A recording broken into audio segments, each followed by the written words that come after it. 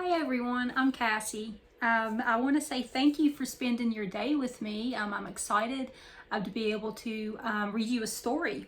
So today I'm going to read to you a book called Morgan and Me, and it's written by Cosgrove. So let's get started.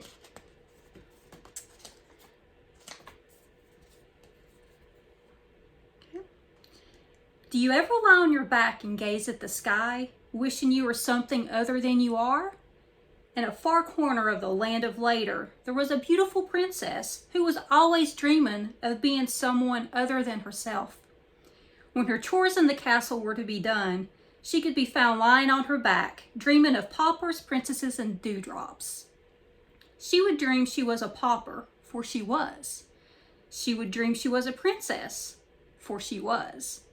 And she would dream she was a dewdrop, but she really wasn't a dewdrop.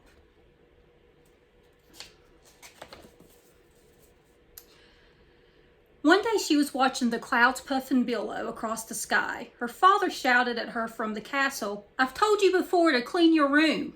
Now I find you've done nothing all day but dream." "I'll be there in a minute," she shouted. But instead of minding her father, she decided to take a walk in the woods. "I don't need to clean up my room right now," she thought as she walked along the path. "I'll do it, but just a little later."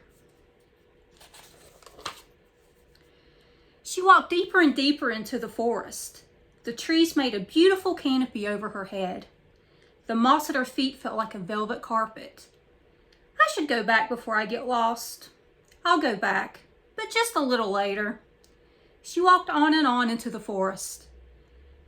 "I should find something to eat, for I am so very hungry. I'll look for food, but just a little later." The forest became darker and the path became twisted and gnarled. Brambles were tearing at her clothing, but the little princess knew the path must be prettier up ahead. Besides, she could always turn around and go back later. As she walked farther, the dark shadows began closing in around her.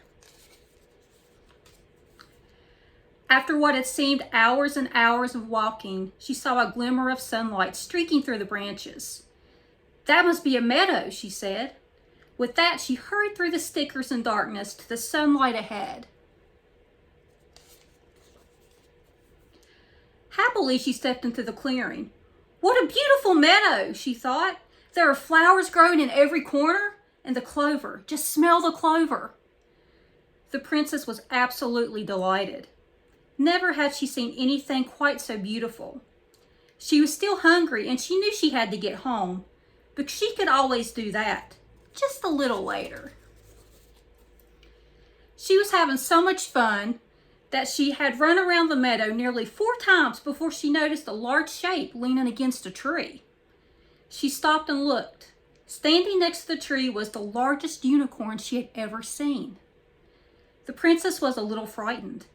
She had always loved horses, zebras, and giraffes, and a unicorn was much like a horse. Boldly, she walked right up to him and asked, "Why are you standing there, Mr. Unicorn?" Then she noticed that the unicorn's beautiful pearl horn was caught in a branch of the tree. "My name is Morgan," he said, "and if you have a moment, I will tell you my tale." It seems that Morgan was a fun-loving and playful unicorn. Day after day, he would play tag with the bumblebees in the meadow. One day, as he was frisking about, trying to catch a bumblebee, one landed right on his horn. Morgan was so shocked at having the bumblebee so close, and he looked up to see what it was doing. Now, we all know that if we don't watch where we're going, we'll run into something. Sure enough, Morgan ran right into the tree and stuck his horn into the branch.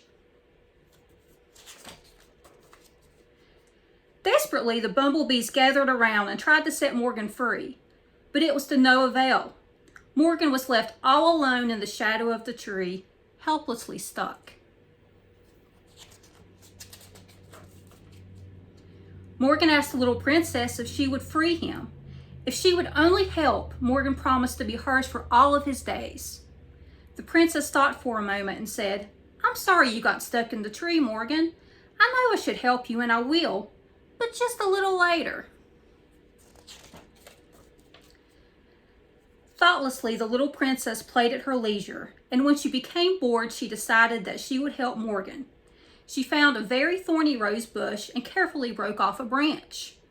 Gently, she climbed up on Morgan's back and, using the rose branch as a saw, began to cut through the limb. At last, Morgan was free. Morgan was very grateful. Even though the little princess had taken her time, Morgan followed her obediently through the clover.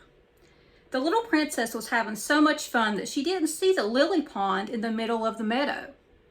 Slipping on the bank, she fell headlong into the water. Coughing and sputtering, she crawled onto a lily pad and called for Morgan to help her. Morgan tossed his mane, smiled a wise smile, and said, "I'm sorry you fell into the pond, Princess. I know I should help you, and I will, but just a little later." "But I'll catch a cold sitting on this lily pad," she said. "Won't you please help me now?" Sadly, the princess thought a moment. Then she remembered all the times her father had asked her to clean her room, and she had always put it off until later. She even knew how Morgan must have felt when she told him she'd help him later. With a tear in her eye and a lump in her throat, she said, "Morgan, I'm sorry for always living in the land of later. Please help me. I promise to always do what I should be done now instead of just a little later." Morgan nodded his head and slowly lowered his great horn so the princess could climb from the water. Then and forever after, Morgan and the little princess were the closest of close friends. Now when the princess and Morgan have finished all their chores, they lie upon the grass and dream. They lie upon the grass and dream of being something other than what they are. They dream of paupers, princesses, and dewdrops. And sometimes, just so he won't scare anybody, Morgan doesn't wear his horn. So that is the story of Morgan and me. Thank you so much for spending your story time with me.